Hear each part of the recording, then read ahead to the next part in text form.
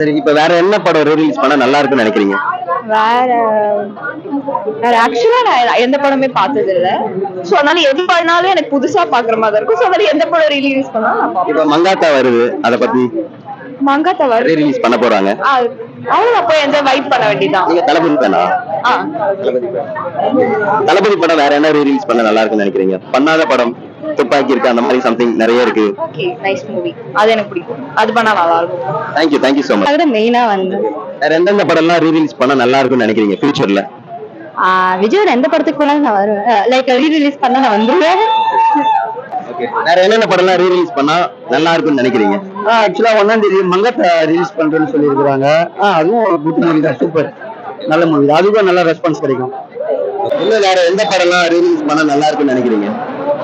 இன்னும் விஜய் படம் அப்படியே லைனா விட்டா எல்லாமே நல்லா தான் இருக்கும். ஏன்னா சின்ன வயசுல நமக்கு எதுவும் தெரியாதுல்ல. இப்போ மறுபடியும் பார்த்தா நல்லா இருக்கும். ஏன்னா இப்போ வர படம் எல்லாமே கொஞ்சம் எல்லாமே சிமிலரா இருக்கு. அப்போ டிஃப்ரெண்டா தானே எல்லாமே எடுத்துட்டாங்க.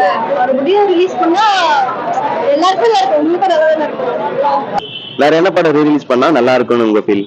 எனக்கு வந்துட்டு ஓகே ஒரு கல் ஒரு கண்ணாடி, அதுக்கப்புறம் ஓகே கண்மணி, இந்த மாதிரி மூவிஸ்லாம் ரீ-ரிலீஸ் பண்ணா நல்லா இருக்கும்.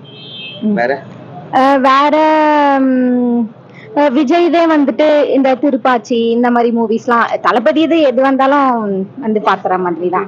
இப்போ ரீ-ரிலீஸ் பண்ணிட்டு இருக்காங்க இல்லையா, அது ஹெல்த்தியான விஷயமா? அது உங்களுடைய பாயிண்ட் ஆஃப் வியூ என்ன?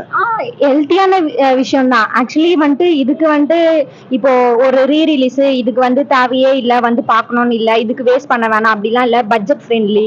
100 rupees நம்ம 100 rupeesக்கு இப்போ எவ்வளவோ வாங்குறோம். ஸோ அதுக்கு மேலேயே நம்ம இப்போ நிறைய ஸ்பெண்ட் பண்றோம்.